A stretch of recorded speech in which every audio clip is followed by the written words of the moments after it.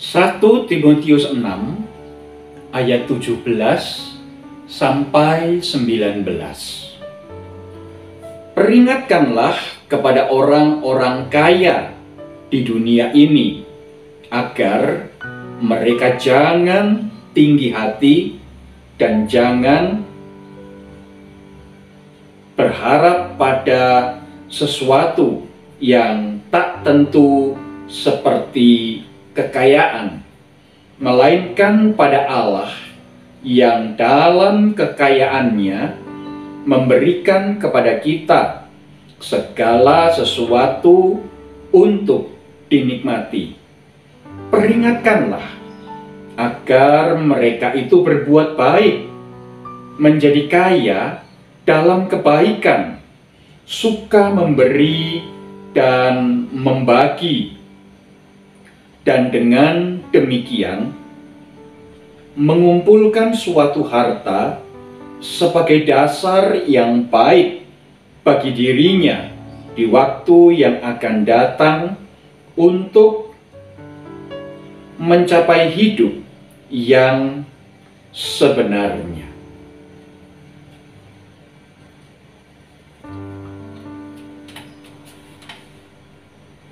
Selamat pagi, Ibu, Bapak, Saudara, anggota jemaat dan simpatisan GKI Taman Majapahit, Semarang.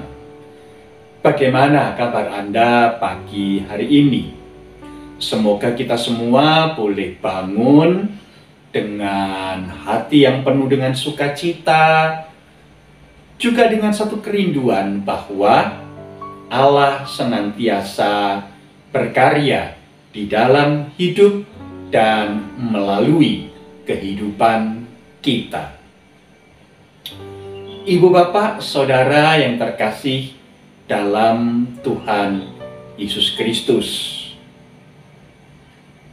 Tuhan tidak pernah melarang seseorang memiliki kekayaan. Tuhan tidak pernah mengatakan bahwa untuk menjadi orang Kristen, seseorang harus menjadi orang kere, miskin, papa. Tidak pernah. Tuhan Yesus bahkan menyambut setiap orang dari status ekonomi manapun untuk boleh datang mengikut Dia. Hanya saja memang Tuhan Yesus pernah berkata, orang kaya sukar untuk masuk di dalam kerajaan Allah. Di dalam peristiwa ketika ada anak muda yang kaya hendak menyombongkan diri bahwa ia sudah melakukan aturan-aturan keagamaan. Dan tampaknya peristiwa tersebutlah yang menginspirasi Rasul Paulus untuk mengingatkan anak rohaninya Timotius menjalankan panggilannya sebagai seorang gembala, seorang pastor. Rasul Paulus menulis kepada Timotius, peringatkanlah orang-orang kaya supaya mereka tidak menjadi tinggi hati, tetapi biarlah mereka tetap berharap kepada Allah di dalam segala kekayaannya. Mengapa prinsip ini Rasul Paulus ungkapkan kepada Timotius? Ibu, Bapak, Saudara yang terkasih dalam Tuhan Yesus, pada hari ini kita mengenal bahwa ada ungkapan yang umum diucapkan dan didengar di antara begitu banyak orang yang berkata Kira-kira demikian. Apa sih yang tidak bisa dilakukan jikalau seseorang punya uang? Dengan adanya uang, segala sesuatu menjadi beres, lancar.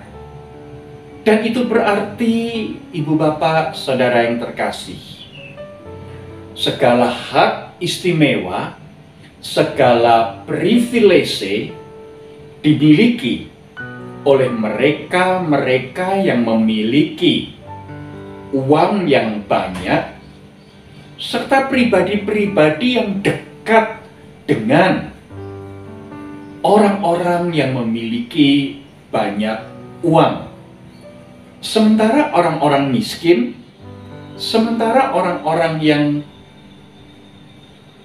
keuangannya cukupan, tidak berlebih, pas-pasan,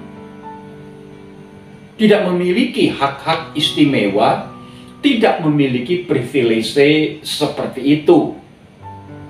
Bahkan cenderung hidup mereka dipersulit, hidup mereka dipersukar, dan kesempatan-kesempatan untuk maju dan berkembang itu tertutup.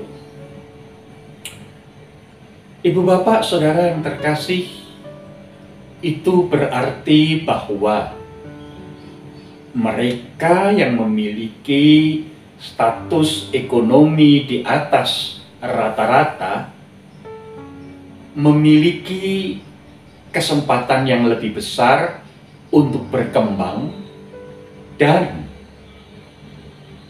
itu juga berarti bahwa mereka yang tidak memiliki cukup uang, tidak memiliki kesempatan yang sama besar, terbuka sama lebar dengan mereka yang punya uang. Itu juga berarti mereka yang memiliki harta, mereka yang memiliki kekayaan, mereka yang berada di dalam status ekonomi lebih mapan, bisa mengandalkan uang mereka, harta mereka, kekayaan mereka, sementara mereka yang miskin tidak ada sesuatu pun yang dapat mereka andalkan. Dan yang terjadi adalah kesenjangan, jurang pemisah semakin lama menjadi semakin lebar. Untuk itulah Rasul Paulus meminta kepada Timotius untuk memperingatkan supaya orang-orang kaya juga memiliki sikap hati yang mau turut serta untuk memperkecil jarak jurang pemisah antara si miskin dan si kaya. Dibutuhkan sikap hati, dan Rasul Paulus mengatakan kepada Timotius, biarlah mereka yang kaya adalah orang-orang, pribadi-pribadi yang kaya di dalam kemurahan hati, suka berbagi, tidak menyombongkan diri. Dan itu berarti keberadaan mereka justru bisa dipakai oleh Tuhan untuk menjadi berkat bagi mereka yang miskin, mereka yang papa, mereka yang tidak memiliki privilege, mereka yang tidak memiliki kesempatan yang terbuka secara luas di hadapan mereka. Ibu bapak saudara yang terkasih dalam Tuhan Yesus Kristus, sebenarnya kita semua dipanggil untuk menjadi perpanjangan tangan Allah, menjadi rekan sekerja Allah, menjadi mitra Allah untuk memperkecil jarak kesenjangan jurang pemisah antara yang kaya dan yang miskin. Biarlah keberadaan kita semua, diri kita masing-masing, justru Tuhan dapat pakai untuk menjembatani keberadaan mereka yang kaya dan yang miskin, sehingga kasih Allah dapat terbagikan, kasih Allah dapat tersalurkan, terdistribusikan dengan semerata mungkin, dan semua orang boleh mengalami sukacita dan damai sejahtera secara real, secara nyata di dalam karya Allah. Mari Ibu Bapak Saudara yang terkasih, kita jadikan hidup kita sebagai jembatan, sebagai alat yang memperpendek jarak jurang pemisah antara kaya dan miskin. Amin. Mari kita berdoa. Bapa Surgawi, kami percaya bahwa Engkau adalah Allah yang hidup, yang merindukan bahwa setiap pribadi yang hidup di dunia ini mengalami damai sejahtera-Mu yang melampaui akal budi manusia, juga di dalam kebaikan-kebaikan hidup, juga di dalam status-status sosial dan ekonomi. Dan oleh karena itu kami berdoa, pakailah kami ya Tuhan untuk menjadi instrumen, untuk menjadi alat di mana Tuhan boleh memakai kami untuk menghadirkan secara real, secara nyata, damai sejahtera-Mu itu baik di antara mereka yang berada di dalam status ekonomi yang mapan maupun mereka yang bergumul dengan kehidupan perekonomian sehari-hari. Inilah doa kami, dalam nama Tuhan Yesus Kristus kami berdoa. Amin. Selamat melanjutkan aktivitas Ibu Bapak Saudara yang terkasih. Tuhan memberkati dan menjadikan hidup kita semua menjadi berkat. Amin.